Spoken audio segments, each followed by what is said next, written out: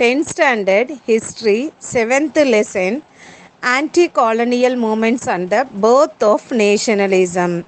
On June 23rd, 1757, the Nawab of Bengal, Siraj ud Dawla, was defeated by the East India Company at the Battle of Plassey. Plassey is the name of the place where Siraj ud Dawla and East India Company met in the war which was called as Battle of Plassey that occurred in June 23rd, 1757. The battle was led by Robert Clive. He was the commander in chief of the East India Company, who got the support from the Mir Jafar. Mir Jafar was the uncle of Siraj ud Dawla and the chief of the Nawab's army. Between 1757 and 1760, the company, that is East India Company, received 22.5 millions from Mir Jafar, for who became the new Nawab of Bengal. The same amount was later invested to develop the Industrial Revolution in Britain.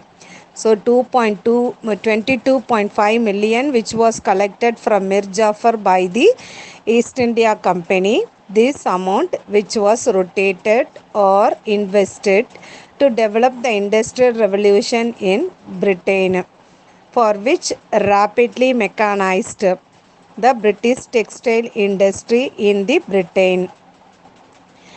On the other hand, India was led to the path of deindustrialization. So industries development were put down in India by the British East India Company and forced to create a market for the products of manufactured in Britain. So India became the market for the manufactured goods by the Britain.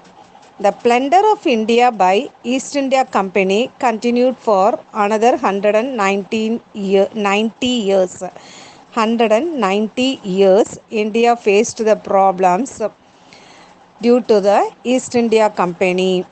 Peasant and tribal resistance. There were nearly 100 peasant uprisings during British rule. So like 100, more than 100 revolts occurred during British rule by the farmers or peasants, like restorative rebellions. First one, restorative rebellions, religious movements, social banditry, mass insurrections.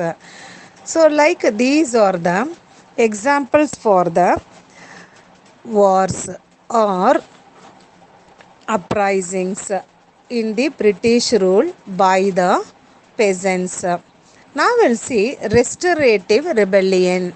Agitation or protesting of this type relates to brought back old order and old social relations. Restorative rebellions, it means like peasants, they brought back the old order and old social relations. For this purpose, they protested against the British people by the farmers. Next, religious movements. Such agitations were led by religious leaders who fought for the liberations of the local population by developed society on certain religious principles. It means like social leaders or religious leaders, they fought for the local people or local population by develop the society on certain religious principles. Next, social banditry or social robbery. The leaders of such movements were considered criminal by the British, but were looked upon by their people as heroes or champions. So, social banditry or social robbery That is, the leaders of the such movements were considered as criminals by the British people, but their people considered them as heroes or champions. Mass insurrections or insurrections. Usually leaderless and spontaneous uprising or sudden uprising. It means sudden war by the people, common people. There were no leaders. This is called as mass insurrection or insurrections. Changes in the revenue system. The East India Company restructured the Mughal revenue system in India. Due to that, it increased the financial burden on the peasants. And also the Jamindars let their land to many subordinate lords. That is, let their land, it means they gave their land for the lease, for in return they collected a fixed amount of the revenue from the peasants. This increased the tax burden on the peasants. Peasants' uprising or peasant revolts began to outbreak in the early 19th century and continued till the very end of the British rule in India. Now, Farazi movement. Farazi movement was launched by Haji Shariatullah in 1818. After the death of the Shariatullah in 1839, it was led by his son Duttu Mian. He said the people not to pay the tax to the British government. He said that land and all wealth should be equally enjoyed by the common people. Duttu Mian gave importance to the egalitarian nature of religion. It means equal status of nature of religion, and land belongs to God. It means land belongs to everyone, not only for the particular people, it belongs to all the common people. And collecting rent or levying taxes on it was therefore against the divine law. It means the collecting taxes or rent, it should not be the equal to the God, because the land is belongs to God. Nobody should not collect taxes or rent from the laborers or the farmers. Large number of peasants were mobilized through a network of village organization. After the death of Duttu Mian in 1862, his son Noah Mian, Noah, Noah or Nuh Mian. After the death of Duttu Mian, Nuh Mian continued his work by 1870 or till 1870. Wahhabi rebellion in Barasat. Barasat, it means the name of the place. The Wahhabi rebellion was an anti-imperial and anti-landlord movement. It originated in and around 1827 in the Barasat region of Bengal. It was led by an Islamic preacher, Tittu Mir, who was deeply influenced by the Wahhabi teachings. He became an influential figure among Muslim peasantry opposed to the Jamindari system. Tittu Mir was the name of the person. Barasat was the name of the place which is in the Bengal. And this movement, Wahhabi movement, started by Tittu Mir in 1827. It supported to the peasants or the farmers, and it opposed to the Jamindari system. Tribal uprising. Under colonial rule, for the first time in Indian history, government claimed a direct proprietary right over forest. It increased the occupied of tribal areas by the non-tribal people such as moneylenders, traders, land grabbers and contractors. This led to the widespread loss of Adivasi land and their displacement from their traditional habitants. Tribal areas were occupied by the non-tribal people like moneylenders, traders, land grabbers, and contractors. Due to that, the tribal people raised their voice and they had the rebellion, which was known as tribal uprising. Cold Revolt. Kol is the name of the place which is in the Chota Nagpur and Singhbhum region of present day of Jharkhand and Odisha. The Cold Revolt occurred in 1831 and 32 under the leadership of Bindrai and Singrai. The Raja of Chota Nagpur has leased out to moneylenders to collect the revenue from the peasants. So, the high rate of interest and forced sent out the tribals from their land. To this incidents create the resentment of the Kols. The initial protest and opposed Kol was in the form of plunder or sin. It means setting of fire and attacks on the properties of outsiders. So the Kol wanted to show their anger to the people, that is British people, in the means of plunder of wealth, arsons or setting of fire, and attacks on the properties of the outsiders. So this was followed by the killing of moneylenders and merchants by the Coles people. The tribal leaders adopted the varied methods to spread their message, such as the beating of drums, accompanied by the warning to all outsiders to leave from the area. The British suppressed the rebellion with great violence. So finally, the Cold Revolt also stopped by the British people. Sandal Hool.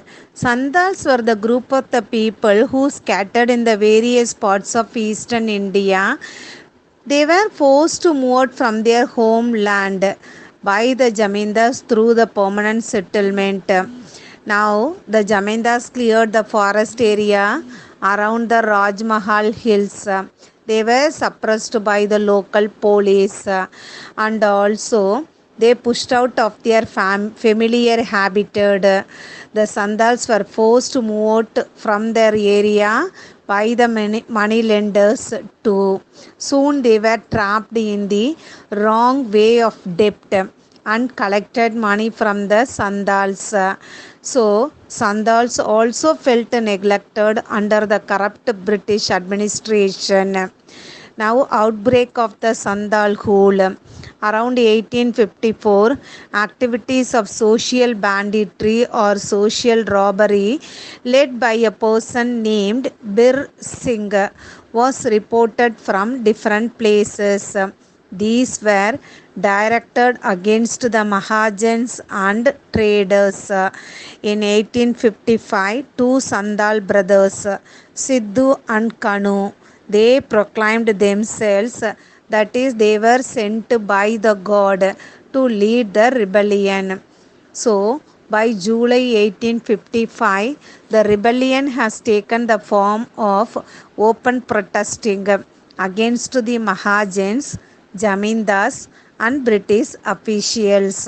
So, they wanted to attack the Jamindars, British officials, and traders and Mahajans. So, they carried with bows, poisoned arrows, and axes, and also they took swords to attack the Mahajans, Jamindars, and the British officials. In response, villages were raided and properties destroyed by the British people. In 1855, the act was passed to regulate the territories occupied by the Sandals. The act formed the territory into different or separate divisions called Sandal Pargana divisions. So the Sandals rebellion also stopped or suppressed by the British people. Munda Rebellion.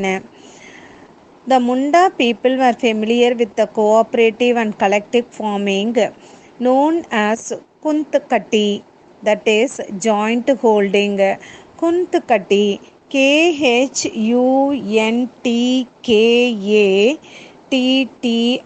Kuntkati. It means joint holding land systems. These people, Munda people, were famous for the joint land system. It was totally eroded by the introductions of the private ownership of land, merchants, and money lenders. The Munda people were also forcefully recruited as bonded laborers to work on the plantations. In the plantation, Munda people were forced to work as bonded labors. This also created the problem among the Munda people. The movement received the support when the Birsa Munda declared himself as the member of God. So, when the Birsa Munda declared himself as the messenger of God, he got the support from the Munda people. The Munda leaders utilized the cult of Birsa Munda to to select more people to their cause. A series of night meetings were held and revolt was planned. In the night, they held the meetings and they planned to started the revolt. On the Christmas day of 1889, they resorted of violence. That is, they started to violently attack the British people. Buildings were burnt down and arrows were shot at Christian missionaries and Munda Christians converts. Soon, police stations and government officials were attacked by the Munda people. Similar attacks were carried out over the next few months. Finally, the resistance was crushed. That is, this rebellion was crushed, and Birsa Munda was arrested in February 1900, who later died in jail. Birsa Munda became a folk hero, that is, people's hero, who is this day celebrated in many folk songs. The Munda rebellion gave rise the British to formulate a policy on tribal land. The Chota Nagpur Tenancy Act in 1908 restricted the entry of the non-tribal people into the tribal land. Due to the Munda rebellion, the British people created the act which was called as Chota Nagpur Tenancy Act. Due to the act, it restricted the entry of the non-tribal people into the tribal land.